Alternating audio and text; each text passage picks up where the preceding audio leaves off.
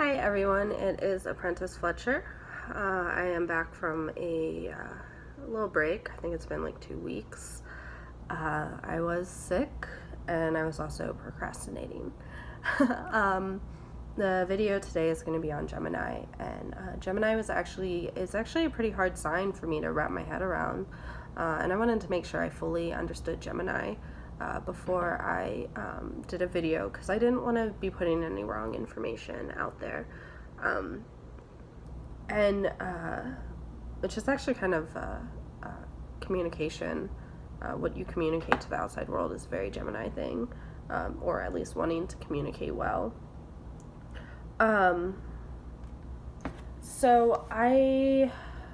Let's just jump into the basics. So Gemini, if you were born between May 21st and June 22nd, your sun sign is Gemini. Gemini is the symbol that kind of discusses Gemini, or is used to differentiate Gemini, is the twins. And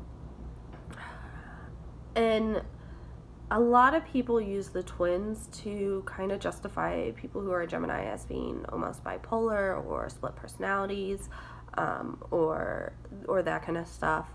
I really don't feel like that's Gemini at all. I've heard that time and time before about people who don't like Geminis because they are too much or bipolar or anything like that. Like, no, that's not Gemini. It's not what characterizes Gemini and what they're really about. So Gemini is an air. It's one of the air signs. It is the mutable air. So if you remember us talking about the modalities of the signs, the mutable one was the one that when the party fell apart halfway through, they were able to come up with a plan B. They were able to go with the flow. They didn't get upset or worked up. And I think that's actually a really good way to describe one of the really good ways to describe Gemini. They don't have to work under a strict schedule or anything like that. They're very resourceful and versatile, flexible. They're able to adjust as need be, which is a very good thing for a sign to have. They are ruled, Gemini is ruled by Mercury, which is the planet of I think. Mercury rules how you think and how you communicate. So Gemini tend to really be communication based. They're able to communicate with others, and kind of the one thing about Gemini is depending on how they kind of how it manifests in them. For people who are Gemini, you'll find that people who are Gemini are very comfortable talking around others. Some people who are Gemini can be very good at public speaking. Other ones are just really talkative.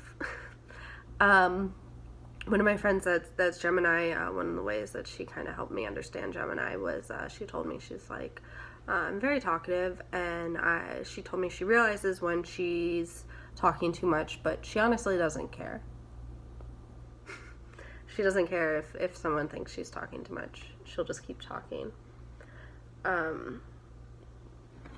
So ruled by Mercury, mutable air, Gemini is also rules the third house, which is your house of communication, how you communicate with others. It's also social activity. It's how you interact with others. So Gemini, very interactive with people, talkative. They are also, I guess this kind of goes back to the being the twins. One of the ways that I think you can kind of talk about Gemini is they're very logical and analytical. They can look at the very minute details, focus on that, but they can also think very abstractly and looking at the full picture. They're able to really do both. And that's another really good quality of Gemini. being able to look at both the very logical, analytical side, and being able to look at things abstractly. I said very resourceful. I said that before. They are also, they don't conform to normal social rules. I don't want to say they're socially awkward or anything like that, because that's not a good way to describe them either. But going back to what my friend said about being Gemini, she knows when she's being talkative. She just doesn't care. Geminis won't care quite as much what people think about them. As long as they're doing their own thing and they're happy with what they're doing, they're going to keep doing it. And there's nothing wrong with that at all. It's awesome. Some people will call Geminis indecisive, or that they get bored easily. I think it's mainly how their thought process is going. They're going to be thinking about a lot of different things, and they're going to be looking at a lot of different things, and I think sometimes they're not going to be ready to make a decision. So if you're dealing with a Gemini and they can't make a decision, that's because they're processing a lot of information. People who are Gemini are very, very smart, in my opinion. Kind of one of the ways to kind of think about Gemini is, this was put out on one of the Facebook pages I was on recently, and I kind of did some personal research and discovered it was really true. But someone mentioned about a lot of their favorite rappers being Gemini. And when I think about it, my favorite rapper, Macklemore, recently came out with an album called Gemini, because he is a Gemini. If you haven't listened to the album, I do recommend checking it out. It's one of my favorite things. I've loved his music since forever. Another rapper that I listen to quite often is G-Eazy. He brags about being a Gemini in almost every single song he does. I mean, he's constantly, he is a Gemini. I've done research on it. I guess it just rhymes with what it works in his flow, but he's also very proud of being Gemini. So you can also look into it. There's a lot of rappers out there. Kanye West is a Gemini. However, I really would be interested in seeing his chart, because there's probably a whole lot more going on there based off of his recent behavior on Twitter. That's the other thing is, you're gonna kind of notice some of the people on Twitter that keep tweeting when they really shouldn't be, like political figures tend to be Gemini. I will leave it at that. So it's a lot about communication, and you'll notice with rappers being Gemini, it's being a wordsmith. It's being able to use your words. They're able to use their words, string things together, and it's being extremely creative while being very logical and smart about it as well, which again is another wonderful aspect of Gemini. So it's kind of just the basic right now. We don't really have a lot of things going on in the astrology right now related to Gemini. I think the end of this month, the sun's gonna enter Gemini. I think Venus is in Gemini right now. There's so much going on with some of the other planets and signs, though, that's kind of being overshadowed. But yeah, look in your chart, find out if you have some Gemini, find out what planet is in Gemini.